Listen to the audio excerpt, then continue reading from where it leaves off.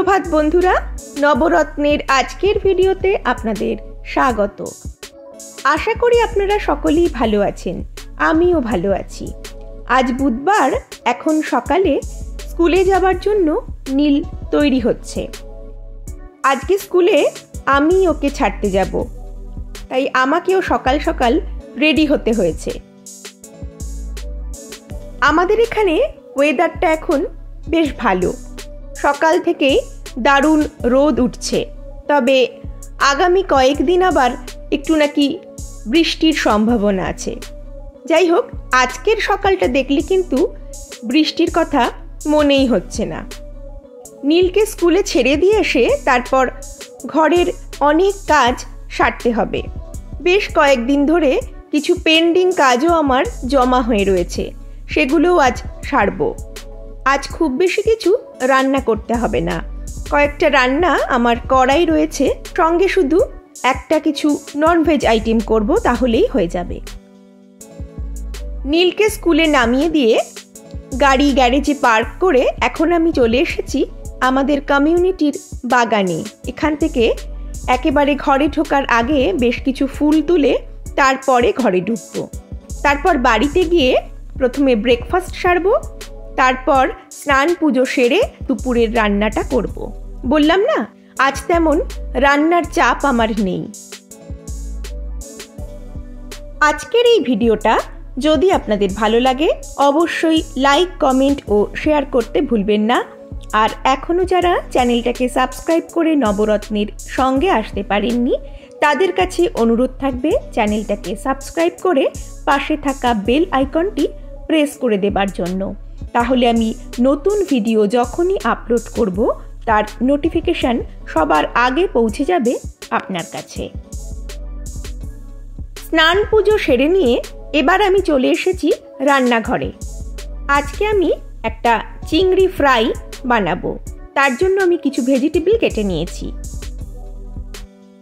অন্যদিকে চিংড়ি মাছগুলোকে ভালোভাবে খোসা ছাড়িয়ে তারপর পরিষ্কার করে ধুয়ে নিয়ে টিস্যু পেপার দিয়ে চিংড়ি মাছের গায়ের সমস্ত জলটাকে শুষে নিয়ে এটাকে একটা প্লেটে রেখে দিয়েছি। এর মধ্যে এবার দিয়ে দিলাম 2 চামচ মতো কর্নফ্লাওয়ার আর সামান্য নুন। এই চিংড়ি মাছটাকে কিন্তু আর বিশেষ কিছু দিয়ে ম্যারিনেট করবার কোনো দরকার নেই, শুধুমাত্র কর্নফ্লাওয়ার আর নুন দিয়ে একটু মেখে নিলাম। ফ্রাইং প্যানে খুব সামান্য পরিমাণ সাদা তেল দিয়ে তেলটাকে একটু গরম করে নিলাম। এরপর একে একে চিংড়ি মাছগুলোকে এর মধ্যে আমি সাজিয়ে দিচ্ছি।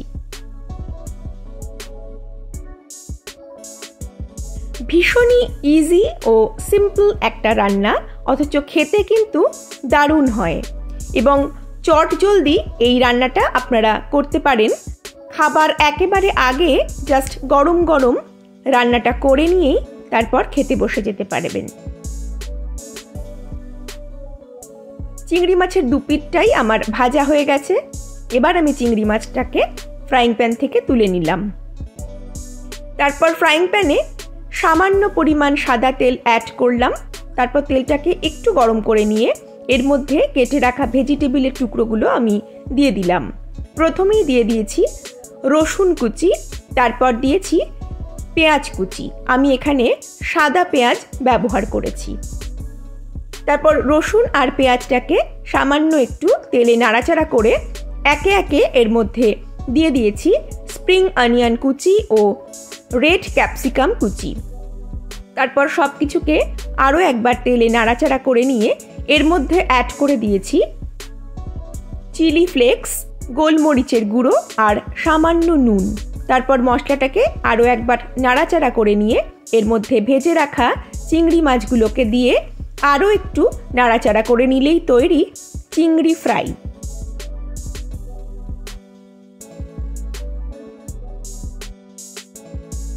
প্রন ফ্রাই বা চিংড়ি ফ্রাইয়ের এই রেসিপিটা যদি আপনাদের ভালো লাগে অবশ্যই আমাকে কমেন্ট করে জানাবেন।